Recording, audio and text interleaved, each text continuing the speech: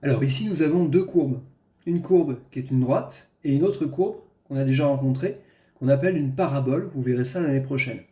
Cette année, nous verrons aussi que ce genre de fonction, f de x égale un coefficient fois x plus un autre coefficient, on appelle ça une fonction affine, et les fonctions affines sont toujours représentées par des droites.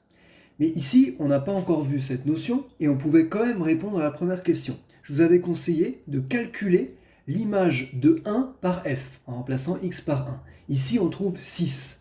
Or, si on prend 1 comme nombre de départ, l'image de 1 par la fonction qui est représentée par la parabole, c'est 3. L'image de 1 par l'autre fonction, c'est 6. Ça veut donc dire que la courbe C2 représente la fonction f.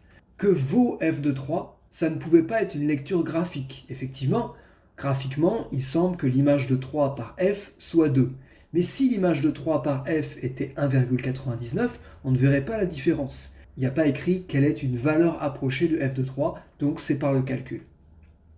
Ici, quel nombre a pour image 6 par la fonction f ? Ça revient à se poser comme question, quel est un antécédent de 6 par la fonction f ? Ça veut dire quel nombre de départ x a pour image par f 6 ? Autrement dit, pour quelle valeur de x est-ce que moins 2x plus 8 est égal à 6 ? On obtient une équation du premier degré à une inconnue, donc de la forme TOT qu'on résolvait en début d'année. Quelle formule peut-on saisir en B2 avant de l'étirer vers la droite ? L'étirer vers la droite, je vous l'ai montré récemment en vidéo, ça veut dire qu'on montre au tableur la méthode pour remplir la case B2, et ensuite on lui dit, voilà, ce que tu as réussi à faire en B2, bah, tu le fais jusqu'à G2 ou jusqu'à Z2 si ça continue.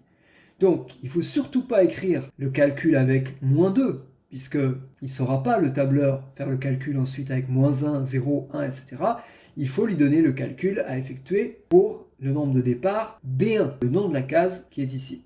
Attention, une formule dans un tableur commence toujours par égal. Attention également, le symbole multiplié n'existe pas, il s'agit de l'astérisque.